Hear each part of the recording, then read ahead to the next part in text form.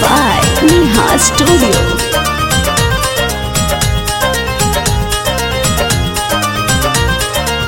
सुन भौजी बहिन तोहार हई रसीली, कहिए से देत बारी हमरा के ढीली। सुन भौजी बहिन तोहार हई रसीली, कहिए से देत बारी हमरा के ढीली। रोज रोज मना पनिया बेली हो, रोज रोज मना पनिया बेली हो। वीडियो कॉल करके जो बंदे खावेली हो, वीडियो कॉल करके जो बंदे खावेली हो। सुन भौजी बहिन तोहार हई रसीली, कहिए से देत बारी हमरा के ढीली। रोज रोज मना पनिया बेली हो, रोज रोज मना पनिया बेली हो। वीडियो कॉल करके जो बंदे खावेली हो, वीडियो कॉल करके जो बंदे खावेली हो।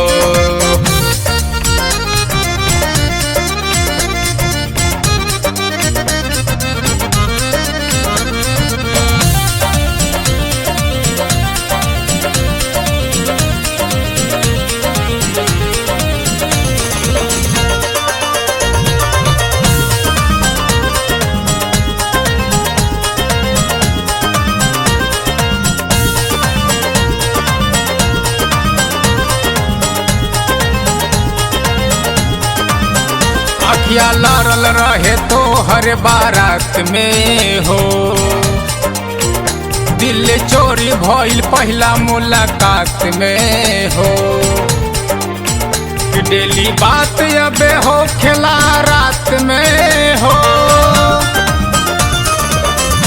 अखिया लड़ल रहे तो हर बारात में हो, दिल चोरी भइल पहला मुलाकात में हो। डेली बात अबे हो खेला रात में हो। जान जाने कही के ऊ प्यार जतावेली, हमरा से बात कुल ही मन के बतावेली। मेहर के फरज निभावेली हो, मेहर के फरज निभावेली हो। वीडियो कॉल करके जो बंदे खावेली हो, वीडियो कॉल करके जो बंदे खावेली हो।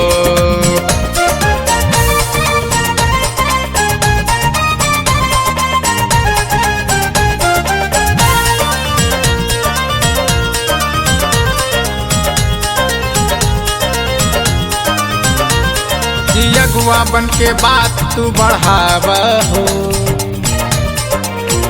यही लगन में बाजा बजबावा हो।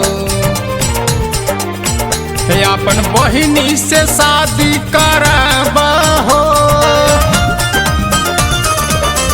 भौजी अगुआ बन के बात तू बढ़ावा हो, यही लागन में बाजा बजे बाबा हो।